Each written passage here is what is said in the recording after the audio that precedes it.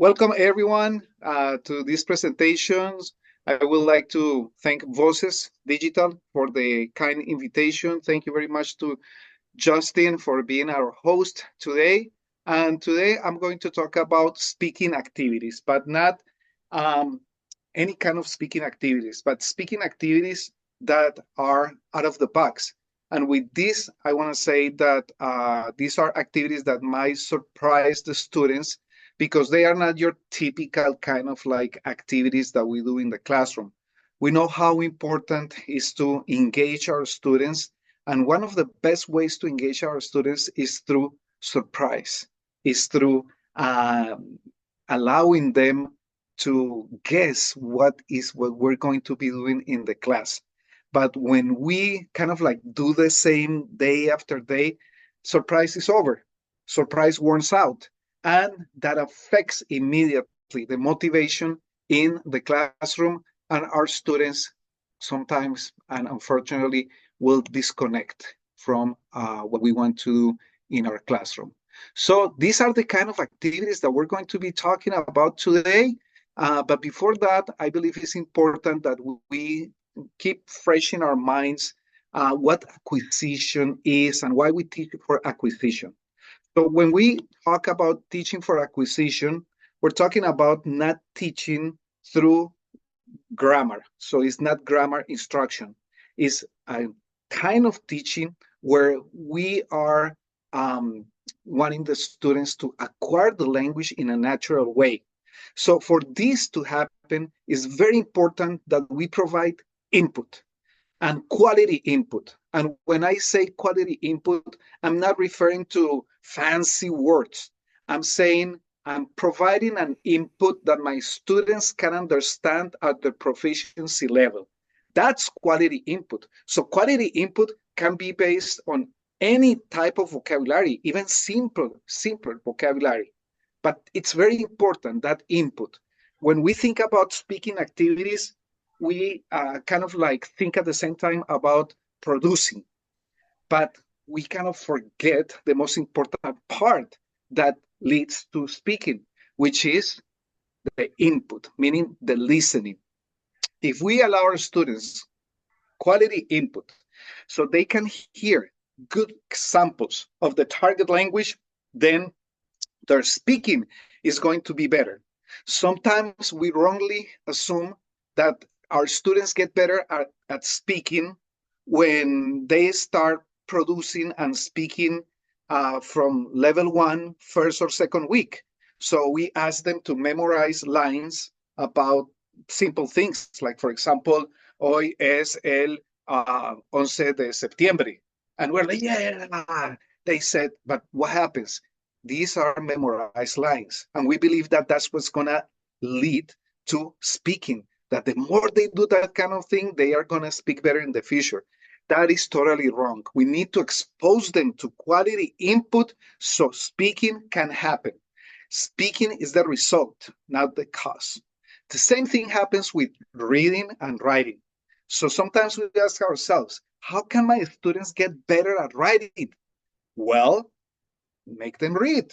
So the more they read, the better they're going to be writing in the target language. So I like to explain that all of us are result of this process. It's not just uh, it's not just for learning a foreign language.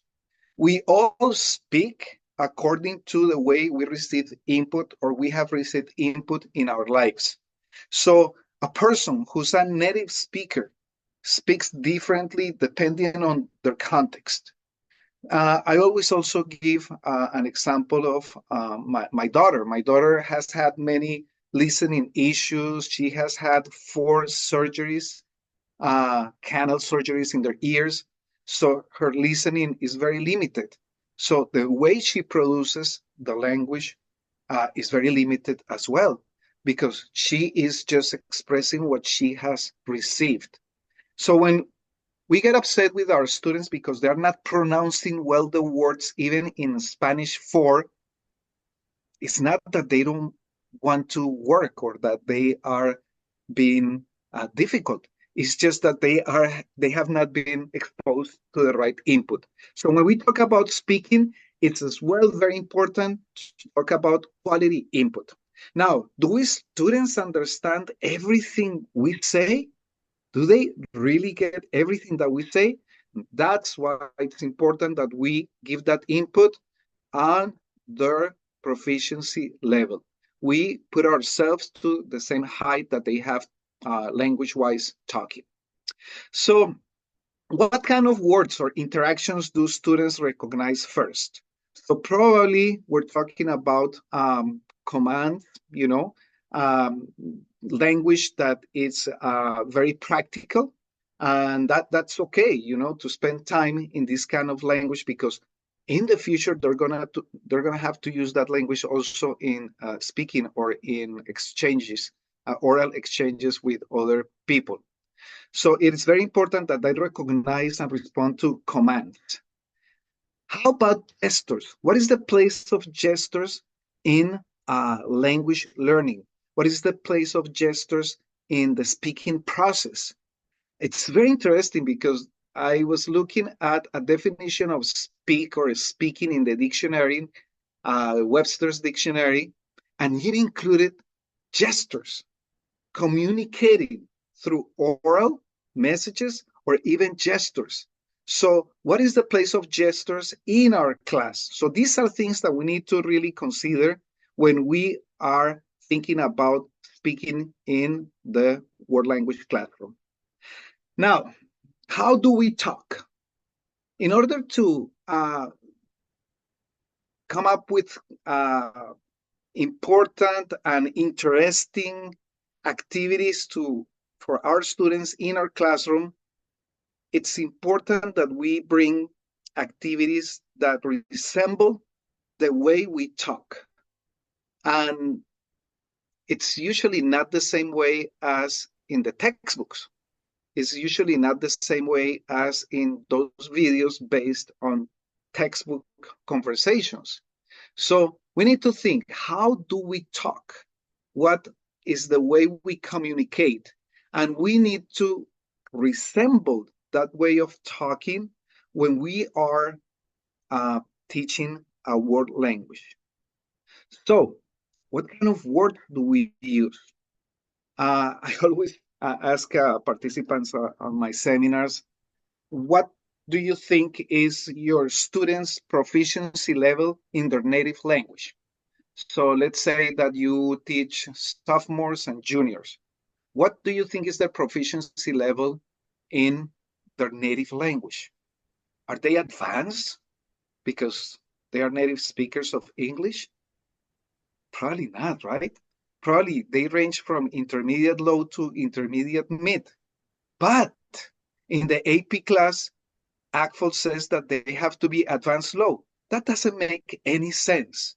And that's when our students get disconnected. So how do we talk? What kind of words do we use? Do they use? Because if we're gonna teach them just to talk like educated adults during their adolescence, it's going to be something that they're not very familiar with. So they need to identify themselves with what we're bringing to the class. Also, how complex are the interactions between teenagers? What are their most important concerns, their interests? What do they talk about? Do they spend time during lunch talking about global challenges? Do they spend a lot of time during their free time talking about the concept of beauty? And I understand that courses like the AP course are thought as, college level type of language learning. But the thing is that our job as teachers in the classroom, as middle school, high school teachers, is to motivate our students with the language to the point where later on they can connect with those deeper topics using a more academic language. But when we push the academic language that interrupts communication, that cuts the flow. So these are things that we need to think. I'm not saying that everything has to be very low, kind of like level. I'm saying that whatever we do in the classroom has to be connected with reality, not necessarily just with the reality, because sometimes we get so concerned that we are bringing materials that maybe they are not connected with. Students will connect with any type of material as long as you make it interesting to them and meaningful to their lives. Okay? So let's allow the students in conversations to also answer through gestures, not always producing orally, because that's part of real communication in the real world. Okay, so when we keep talking about acquisition, so what do we use in order for acquisition to happen? We use songs. Okay, so what kind of songs should we bring to the classroom? Should we bring songs that target a specific grammar? So we bring Ojalá que llueva café en el campo because it uses the subjunctive. Well, that's not very interesting to our students. What is an interesting song?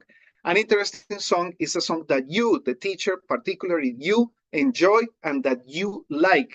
So the moment you play that song in the classroom, you start singing the song, the students see your enthusiasm, and then acquisition happens because they also want to sing with you. So that is very important. Now, books, what kind of books are we going to bring? It's important to bring books that are written at their level or books with graphics so they can understand those things that are being said or written there.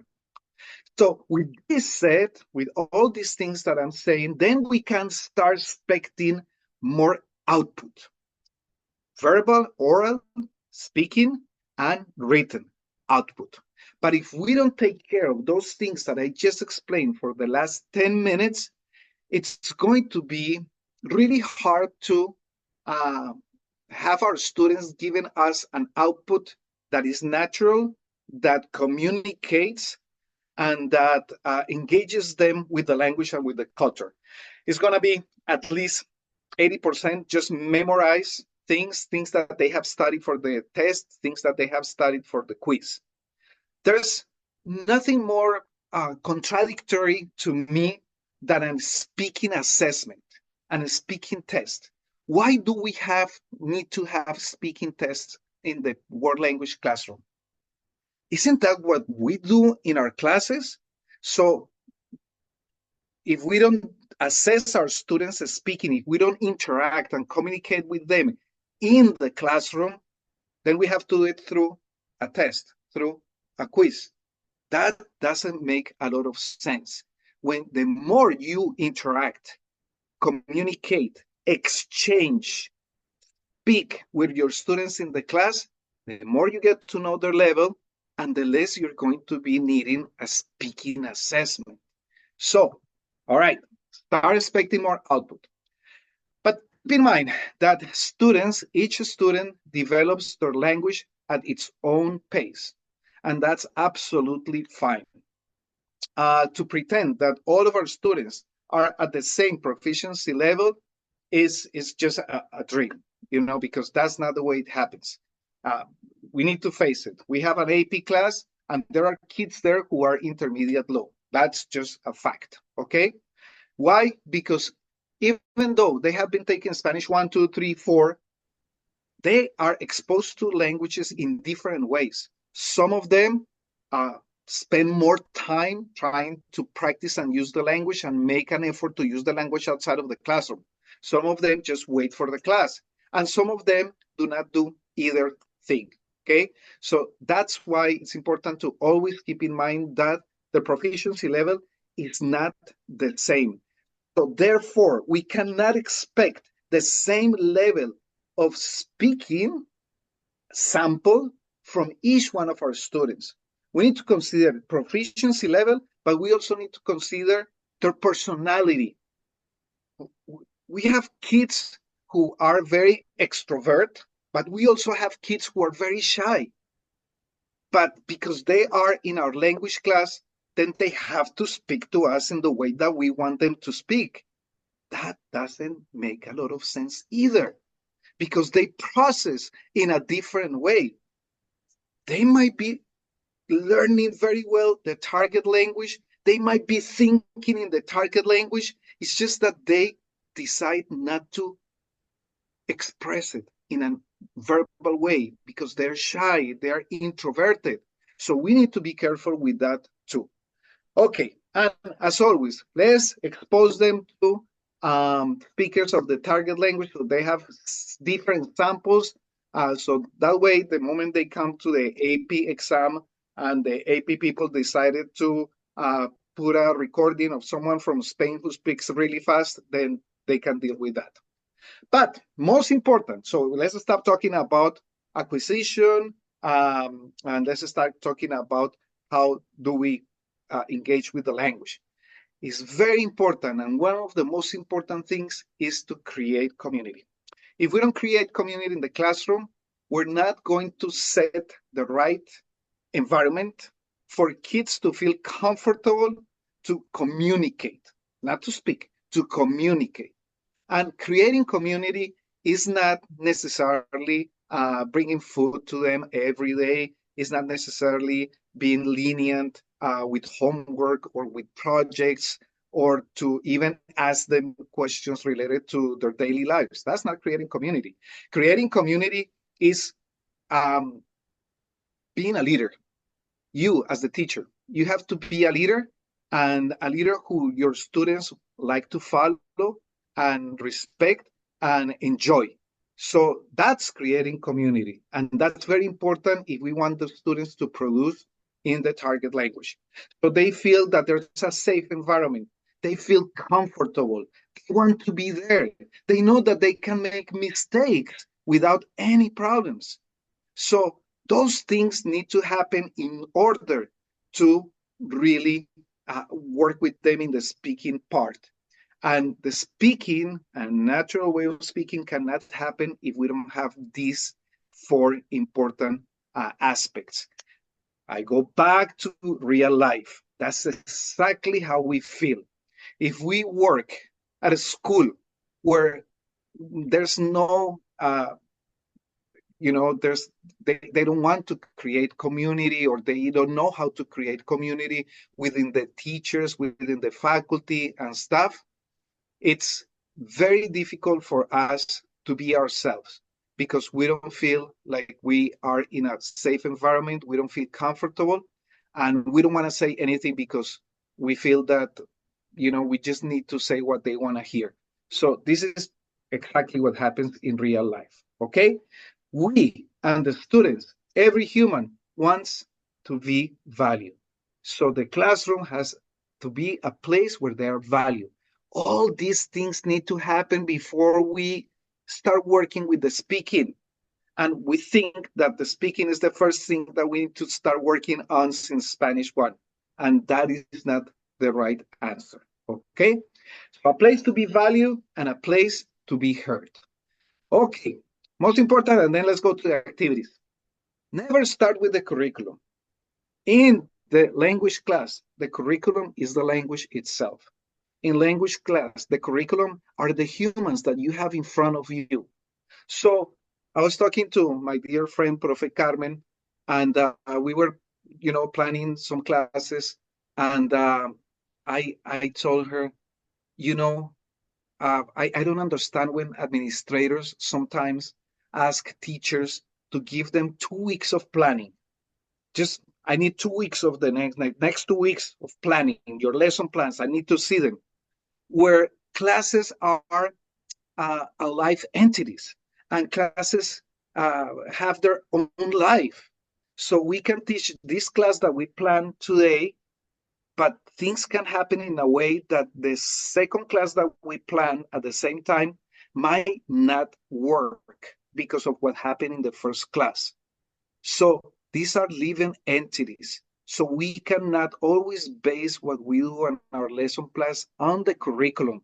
We need to take into account what's happening, what's going on in front of us in the classroom. And that should be shown in the lesson plan. Let's not do grammar-based warm-up. I always say that sometimes grammar lessons are an invitation to silence, unless you ask for examples, right? But usually, when we are talking about grammar and presenting grammar, the students just sit there and take notes. It's so quiet. So this doesn't help much with speaking unless we're asking them for specific examples. So remember, how do we start real conversations? How do we talk to people that we really care about? All right, the context and the relevance before going into the activities. So let's keep in mind context and relevance. In order to facilitate communication and getting closer to the speaking activities, it is important that we talk, that we're not pretending to talk, that we make it real. And in order for that to happen, we as the teachers, we need to get involved in those conversations that we want from our students. We need to be there. We need to be a presence in every speaking activity that they have. So not just to pretend that we're there, or not just, give the message that we're here just to give a grade and to assess them. So we need to get involved.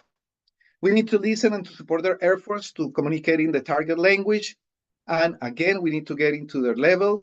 And we cannot expect perfection. We're okay with mistakes. And we're not going to overcorrect them. The worst thing that we can do is when students are having a conversation that we get in the middle just to make corrections. Or when they're talking to us, that we repeat the word the right way. That's called recasting, and it's one of the things that sometimes we were advised to do when we went to college. They say, no, you need to recast. Teenagers and young people really, some of them don't care, and some of them feel uncomfortable when they have to say the word again. So what happens is that if the student mispronounces a word and we say the word the right way, instead of them saying that word the right way again, they say, oh, yes. That, tell me if that hasn't happened to you before, because that is what happens in real classrooms. Okay. All right. So let's go to the activities, out of the box speaking activities. So there might be some activities here that you probably have done in a similar way. So let's take those that you have not done. So here we go. Let's start with the first one. The first one is language ambassadors. And language ambassadors is an activity where we're going to ask students to be the language ambassadors for 1 week. So we choose 5 students from a class of 25 students, and you guys are going to be the language ambassadors. That means that you're going to interact outside of the classroom with other Spanish students or students who are taking the Spanish class. And you're going to try your best to communicate with these people outside of the classroom in Spanish for 1 week. So they're going to be the language ambassadors. Now, how do we keep track of, if this is happening or is not happening? Well, we can create a forum in which we ask the students to have the other students they are talking to sign, so there's a proof that they were trying to engage in Spanish, but that's not very real. Um, and I think that the best way is to make them understand that this is going to help them practice in the language outside of the classroom, that sometimes is more important than practicing the language in the classroom. We know very well that those students who pick up the language faster are those who have the opportunity to practice or use the language outside of the classroom. So this is a way for them to use the language outside of the classroom. So let's work with the language ambassadors. At my school, we have something called the honor code. So it's very strong because it's something that they have been working with since elementary school. And there are 4 corners, in which one of them is we don't lie. So it's like ingrained in their brains. So, I tell them, on your honor, you're going to be a language ambassador. And at the end of the week, You're going to fill out this little rubric and you're going to tell me how was that interaction trying to use the language outside of the classroom. Another activity is improvisation games. So improvisation is key. And I know that probably administrators won't like that I say this kind of thing because they like everything very well planned. But improvisation is part of real life. So we're given random scenarios. Like, for example, you missed your flight, you won the lottery, you're on a cooking show, and they have to use the language for that particular scene, for that particular situation. But you tell them uh, the moment they have to start the conversation. You don't tell them with time because that would imply that they sit down and then they take notes and then they write the conversation and then they try to memorize the conversation. No, make it very improvised. So depending on what you're studying in your class, you're going to come up with this kind of like topics for improvised conversation or improvised game. I really like this one, the silent film narration. For this one, the idea is that you're going to choose a little video clip of a movie, a soap opera, and the idea is that the students will look at that clip and they need to come up with the speaking part because they cannot hear what they're saying. They make up what's going on in the video clip based on the expressions, reactions, the scenario, the costumes, and that video clip. So this can be very interesting because when you have pairs of students working on the same video clip, they can come up with many different things. So the silent film narration is a fun one as well. The language, pecha kucha. So this is a way to get them more confident speaking fast. So they are going to have to show, I'm saying here 20, but it can be 10 slides for 10 seconds or 20 slides for 20 seconds. So they need to talk about what they're presenting. It can be objects that they can talk about, but they only have those 20 seconds or those 10 seconds to present to the class and engage the audience into whatever they are presenting.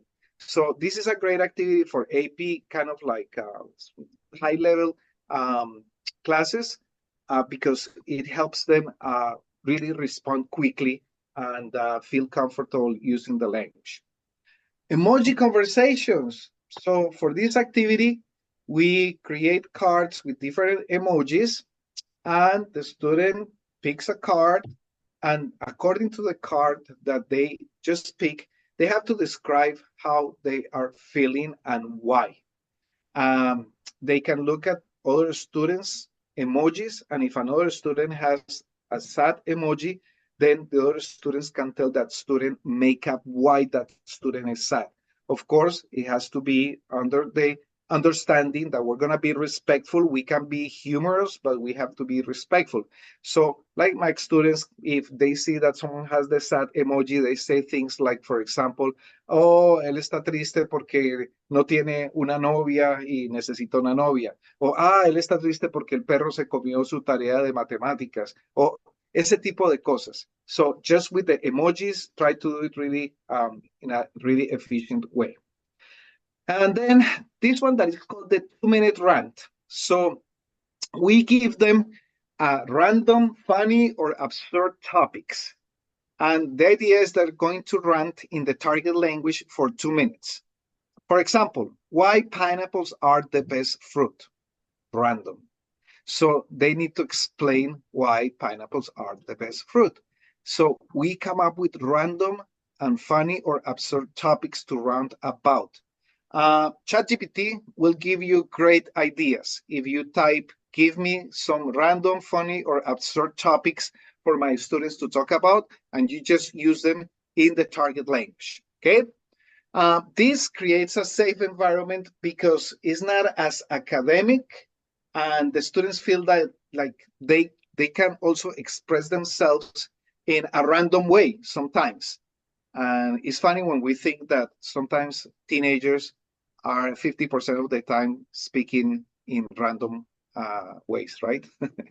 Okay.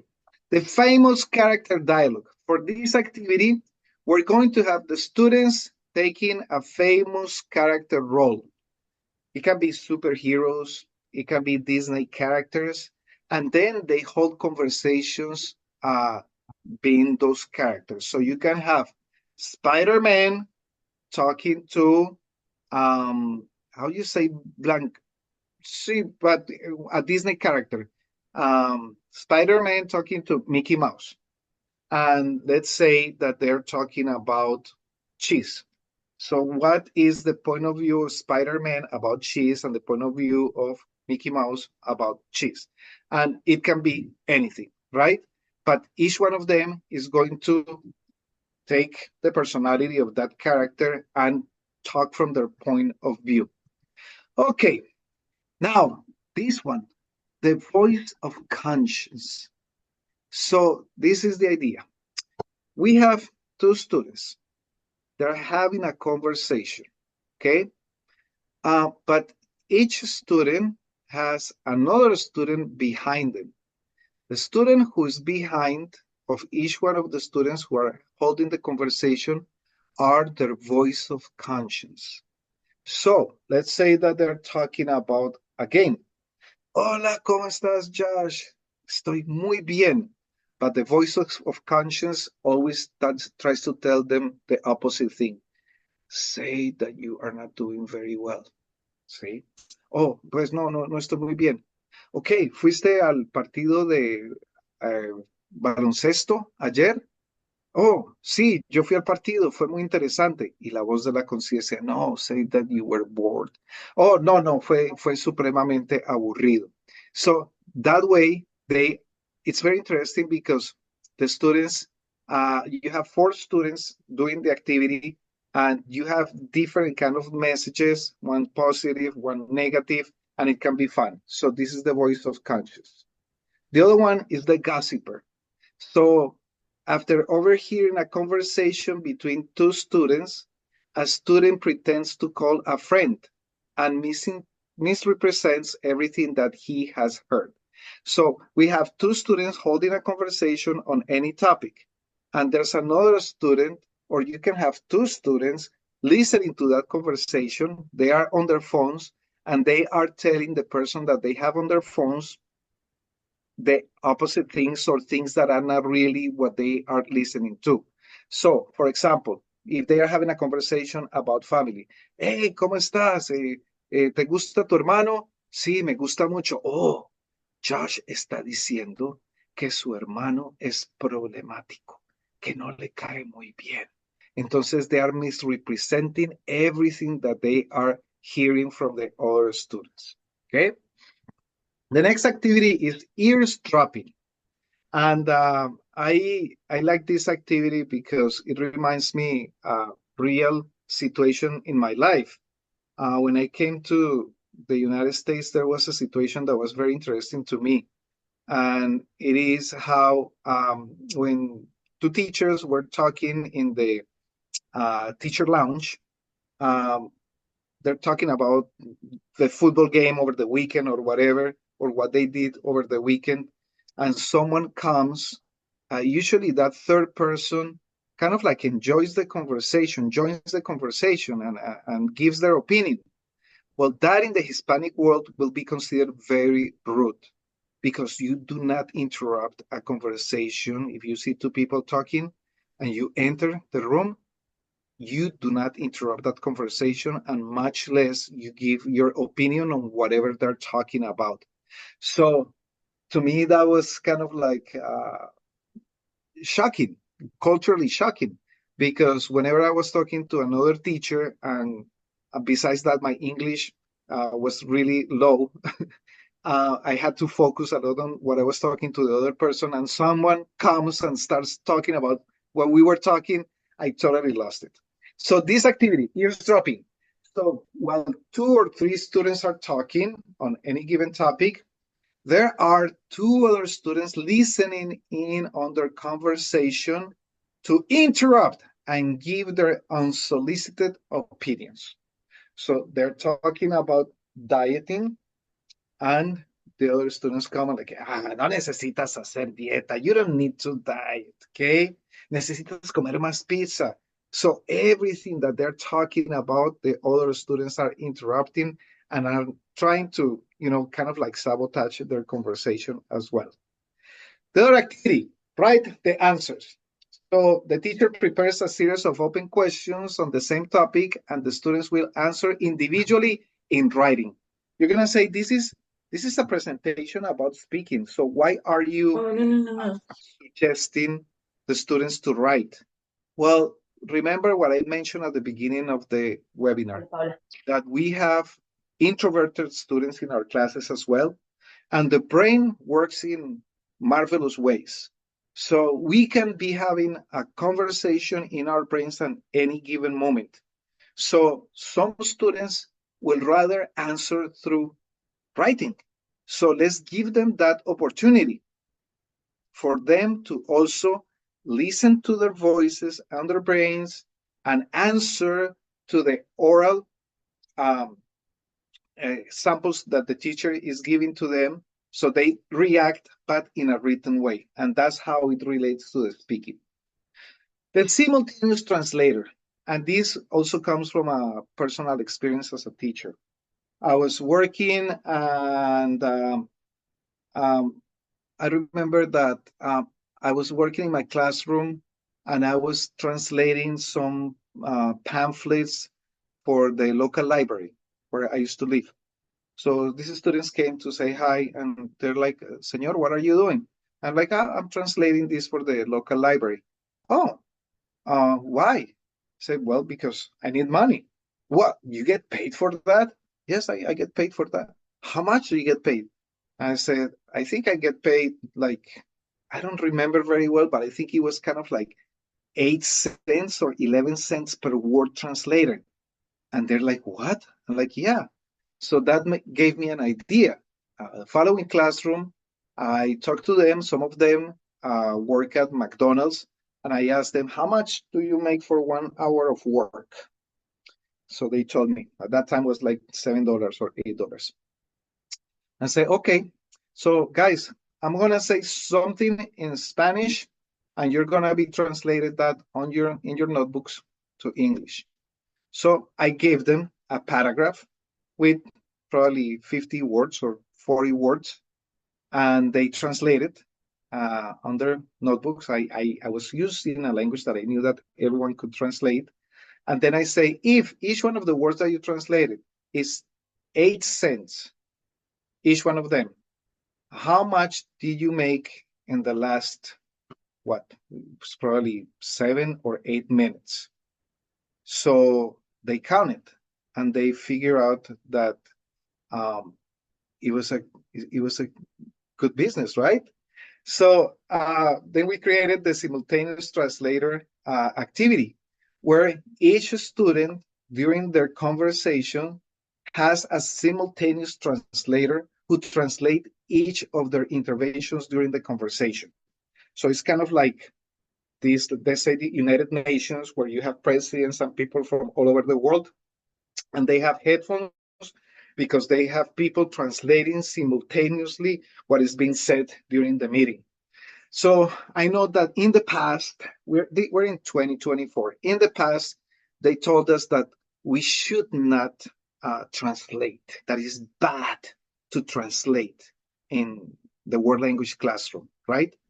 But we also know how the bilingual brain works. And we also know, because we learn a target language in our time, that we were trying to translate everything that we heard, and that we were trying to translate everything that we wanted to say. So, in other words, it's very natural.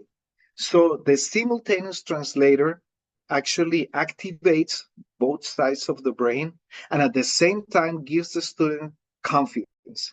Hey, I'm understanding this. I can translate it in my native language. Okay? Actions and words. So two students have a conversation through gestures while the others write it on a piece of paper. So you can have a conversation through gestures, and especially if you have studied gestures throughout the Hispanic world. For For example, in Colombia, I'm going to have a conversation with gestures with someone. And the other person.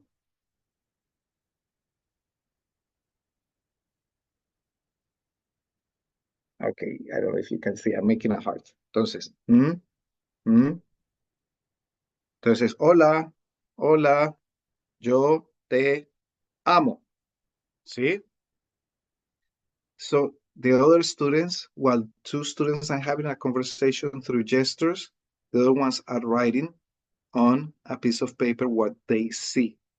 And we see if they got it or not, according to whatever the other students were presenting.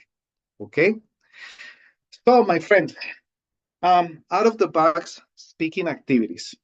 So, not necessarily the type of activities that we're going to be assessing our students with in a speaking assessment, where we just give them a topic, we probably give them vocabulary to practice, we probably expect some grammar structures to be used, and then they just talk like little parrots. And we have a rubric that we give them a grade according to the expectations that we put on the paper and if they comply or not.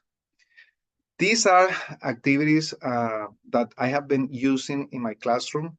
I've been teaching for 34 years, and I've been teaching in the United States for 25 years.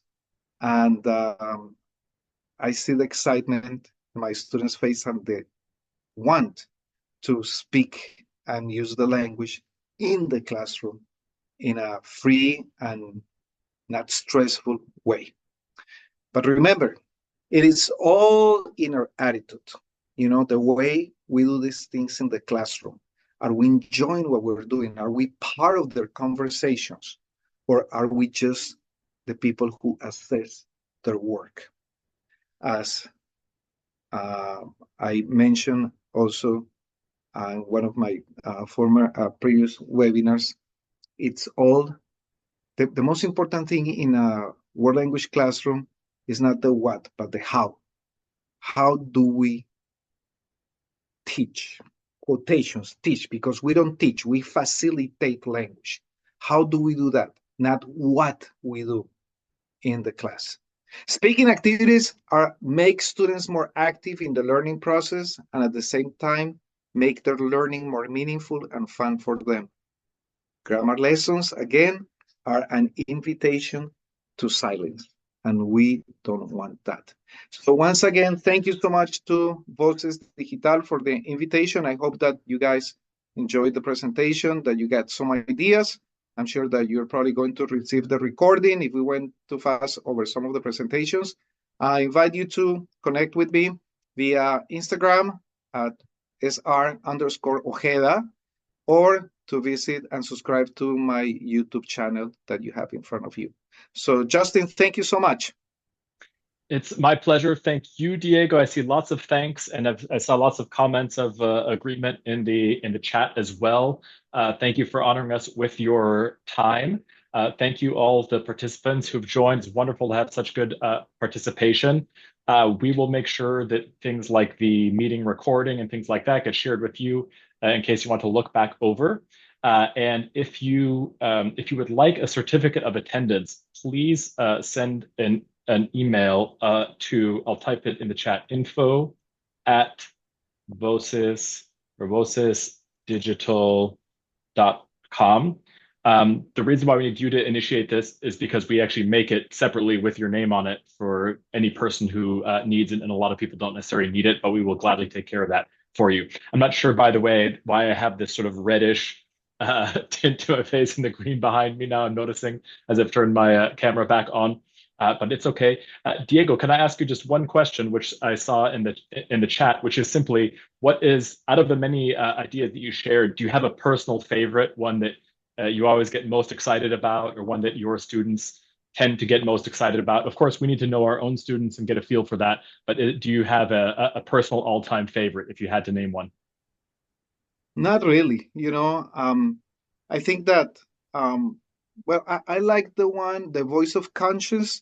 I like it Mm-hmm. because it's fun for them and because it makes them think about kind of like the opposite of what's being said. Hmm. So I really like the interactions with that one, that Yeah. particular one. But I do enjoy most of them. I enjoy when they become ambassadors of the language and I walk the hallway or the cafeteria and I see that Hmm. they're actually trying to speak the language outside of the classroom.